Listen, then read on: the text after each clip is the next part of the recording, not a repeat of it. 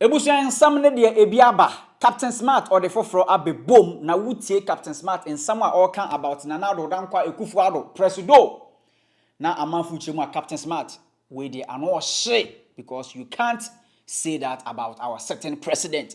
Captain Smart wa mananso ho a nsam a all kan about Dr. Bawumia sa ni made comment na ode ba ye no afi de o chiremu a sports ne atete apansam ni nyina no o be kire omo asai sports e wo Ghana. Eno na Captain Smart afide na ode abebom kura no o chiremu a ministry bi wo bekọ ho no na omo hwe eye pono aka obonsam cartoon twetwemame ya bekọ nsam no into details masrawa so wo be share video we midi e de Kojo Black trends GH Sandra Okwan ye online marketer or see be at home and work online ejuma we obi abetumi ayebi enfam wo se wako school or not we nya arresh nkontombre nko a ebuso ni timasho wa number etwegu ewo screen no so no fra Sandra Okwan na oncha online job no eni so Captain Smart na order for abebom no de ochemu se Nana Addo dankwa akufo-addo wo hwe sane a o manage oman na ono Captain Smart de sesi a oye doctor wa hwe petetekremu a doctor course so oye no o ma kire no na asam obaka about Nana Addo dankwa akufo-addo no ano she. Someone should tell our dear respectable president, sir, you can sing praises, but God will not receive it. Nana Addo has become a baby without a mother, yearning and craving for breast milk, but there's no mother. Nana Addo, he's become so miserable and lonely. Papa ni hiam. Maybe you don't know. Me the things I know. Oh hiam. And then an answer me who video be about him. Let me say, I remember how a Yakubu Eka Sembi, and I can see that in Nana Addo. Or say a lonely man is not an on man. Why have brofu won't tell say much now? Or say Bama or ye lonely no not doing insisi so how a Yakubu brofu no. Nana Addo is lonely. Maybe you don't know. I am telling you, or you're too lonely and why you miserable on his bed. He requires somebody to look him in the eye and say that I love you. Woman, a tidia making yaseno, what's yes here? Ebuso ntiwe yansama Captain Smart ode aba bontin o chiremu Nana Addo dankwa akufo-addo sesi ade nia opetia I love you just onyobi manenka I love you enchira no na mafujem the Captain Smart Nana Addo onyobi manenka I love you enchira ne sasan na Rebecca akufo-addo first lady ye mame sa ho Captain sama wo keke ndi amafuche momo ne wo ya adwen we na Captain Smart say obaba obia so wate say Dr. Bawumia last week mu ho no obechire mu say ono de oye mate enu ti Ghana fo nto aba Ghana fo mfa tumi ma no na eno de onbeye driver eho na obetoto enwema yie na no na Captain Smart say Dr. Bawumia onsomne ne be de eye gumbe fireman department ene afi supplement ene eba no so temiye Bawumia say oye mate ba me di mate da mate ene pai eme passengers betna kanim eti mate ene hwehwe ministers mo di minister mate ene pai me passengers seba mate ene pai no be at na front. Since about me and teammate DSA driver ne de obetimi ada. Na who mate no what load the car no. So who loaded E-levy? When they load the E-levy our car nim sa akufo-addo ometunko.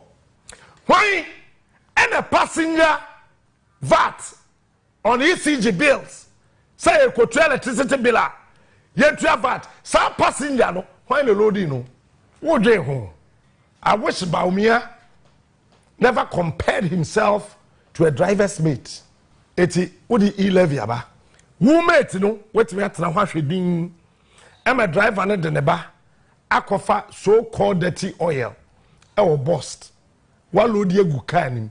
Na we be catch re say unka ho. Adete wan catch driver say we corrupt ntimi isi from. Bawumia. E-levy we mate o una load yi.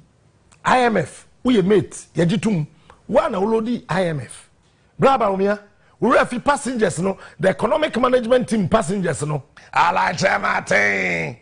Dr. Kota say. Dr. Kota fee. Tell the NDC to also name the economic management team. You loaded those passengers. I mean, and sometimes I wonder if some of these guys, they think before they open their goddamn mouth. What say? Or say we. Edu baby, I didn't also emit. No, are you listening to the man who wrote that useless speech for him? Who edited that useless speech? Who managed the reading or the delivery of this useless speech? That we inherited. We. Edu baby, or no, so Bawumia is very egoistic or selfish.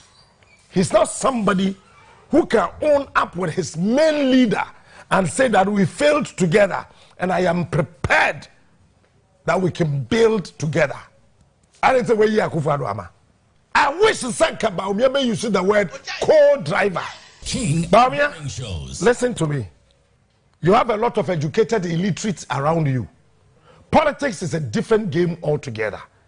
You can hold a master's degree or a doctorate degree, even a professor. In politics, you can be a novice. What became of you when Nana-Addo traveled and were sworn in as the president of the land? At that time, were you the mate? No. Hi. Time Nana-Addo too quiet now.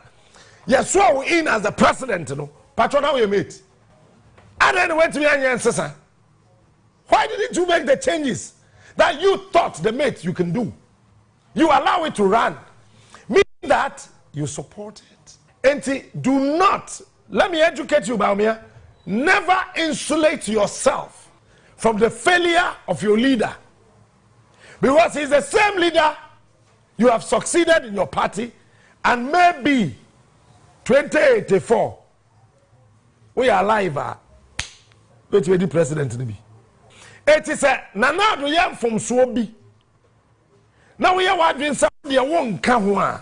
Obin country Bawumia, Uncle University of Cape Coast, Political Science Lecture Hall. No quarter no things. Edu baby then there was we. Edu baby dene there was we no one me. Sa Ghana konya si wono yemfa krono ntena so na de enti amobre ne se mu ya wi mu nyina mu ya wi na ba mi na ka tell say the IMF loan no will save us na ne tiye say ya den ya kwaje IMF loan. Why is he now telling us that he's a mate so he knows nothing about how the driver was dodging the potholes? Who loaded the passengers? Who cleaned the car? Alan Craig MP. Alan, onukra wejai. Jay Kufokro be president when MPP nkwanansi on kasa. Now who to crop her? What's what MPP? What jare? Something is wrong with you. Pacho, train na be fa wiemu na wan. Bawumia ni papa ni your friend is saying. Papa yo on Silicon Valley. Oh ba ye Godwin. Thomas Benson. No man launch here. Say train befa wiem and also a mate. What quality say train befa wiem? Train na ma wiem I say afraid them your mate. Bawumia wo chambukuma me do nyame.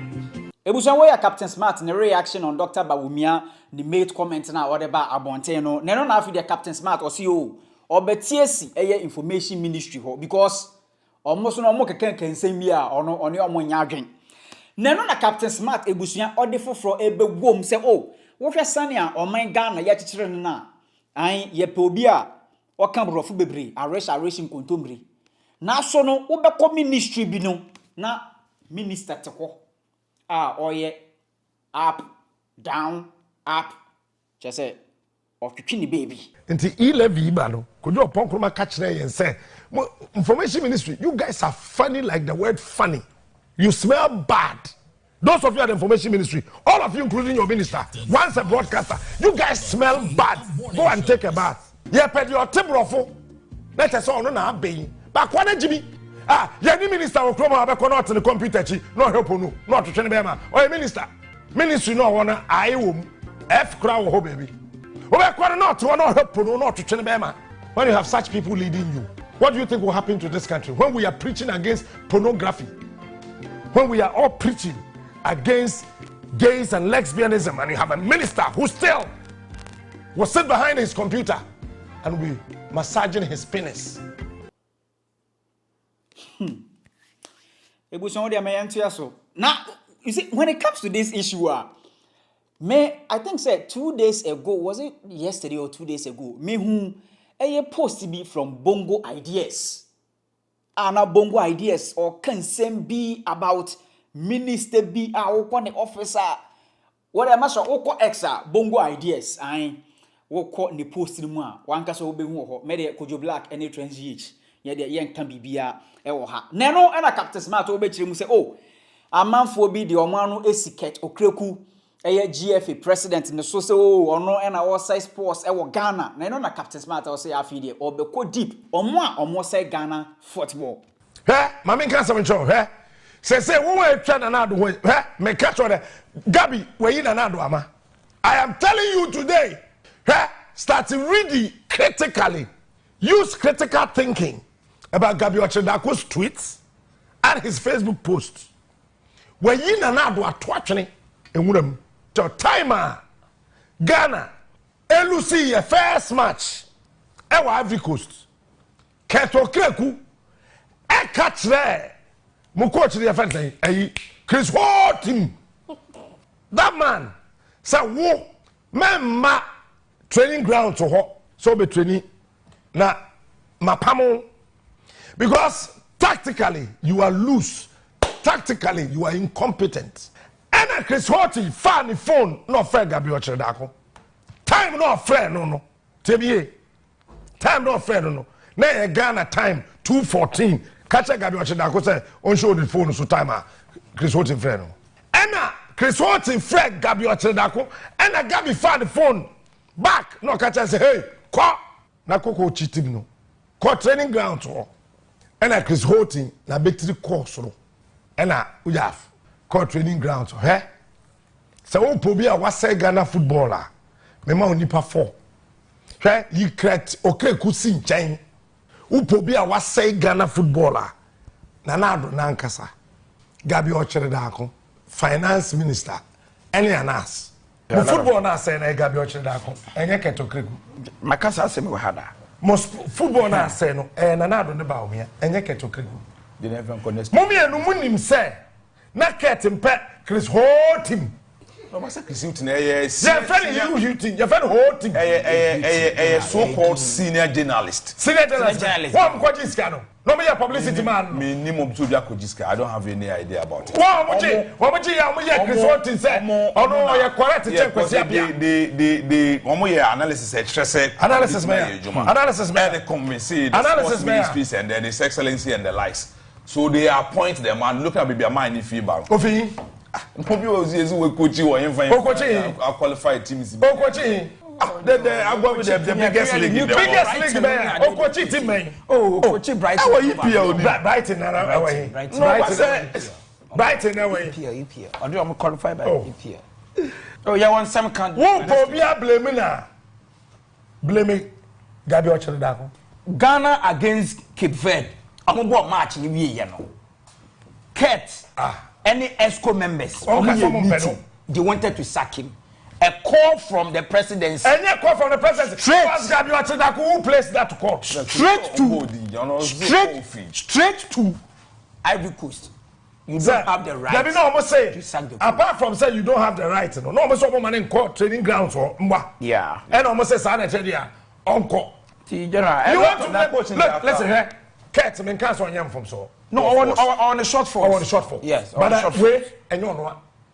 That's enough. Number 2, yeah. Come on. Makasa we akaka. Ada Ghana. Ye na no ya kwose anasechi.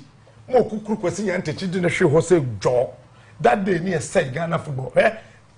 Bagby, honorable speaker. Yeah. Or call Switzerland, no call FIFA. Yeah. No, no FIFA for coding come on. Small girl, say Cameroon no say. Honorable Komosa, FIFA president Busan say, Ghana, what happened to Kwesi Nyantakyi? Yeah. I think he was the next biggest star of FIFA. Yeah. What happened? Obi chama de pa video na ye na me person aka video na ye kohwe ye pa na alata for the sika ba Ghana ha mo protest against Kwesi Nyantakyi. The one day that may release some details no kroma be ye din aye ba Kwesi Nyantakyi kukuru ne hwe fam then na Kwesi Nyantakyi kwan also be yi kwan alamwa. Yeah. Okay. Me to say na some copy London na me kweshia contractor no say obetu be yi kwan be 300 kilometers me do nyam wa me catch say me na me vice president. Of course, because you need that. I need that investor to come to Ghana. Development in Okroma. That's true. We even trunk for Ghana guess any kunu Okroma. And then even a Juma cra. To be small. Fantastic. Men can't say adepa. No, it is not. But what did he do wrong? Nipa say me person be yi kwan be bridges. The details of Kwesi Nyantakyi maye was a video no. Kwesi Nyantakyi was able to tell us bridge asai wotum. At that material moment no akotum. No. The video ni o catch am so omunko. The next day no omumra. Kwesi Nyantakyi free Ghana. This finance and certain. Of Fred Roads Ministry. Yes. Energy details of a coin asai bridges asai. It's in Crawford by no. He was armed with the proper information. Bridge when no jaima. Today we are all crying. Say Ghana football say until the nation go and apologize to Kwesi Nyantakyi. I swear. Forget about football. Opa.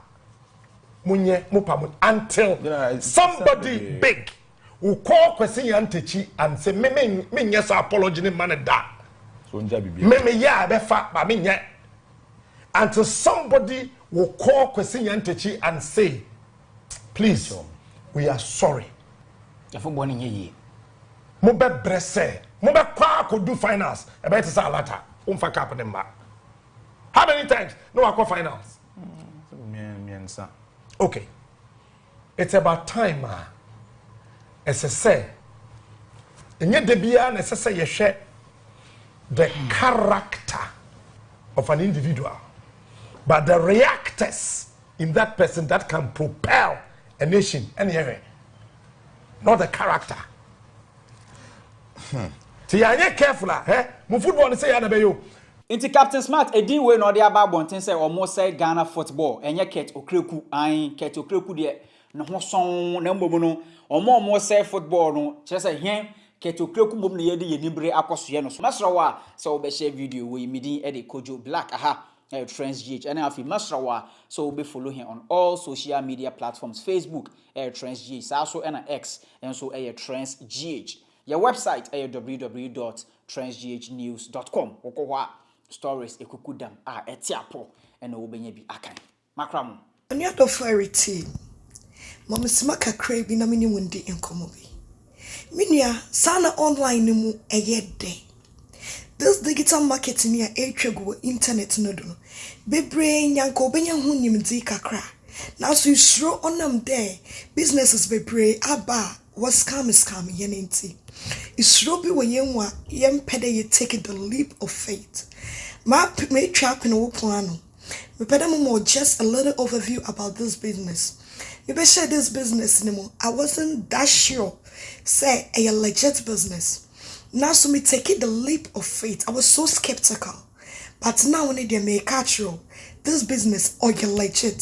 Sika boom. Me ameni woka say ye from Sandra. Me your yere. Me sound so ye digital marketing entrepreneur. Now so this business no. There is no experience or qualification needed. Nursing mothers, doctors, nurses. Ejuma be na we 2 to 3 jobs, part-time, full-time. You can run this business as a side hustle. Just take the leap of faith. My number na go screen no so. For my number na frame. And now so say come website no. Register within any email address. Na me boa wo senya be ya wo so be successful.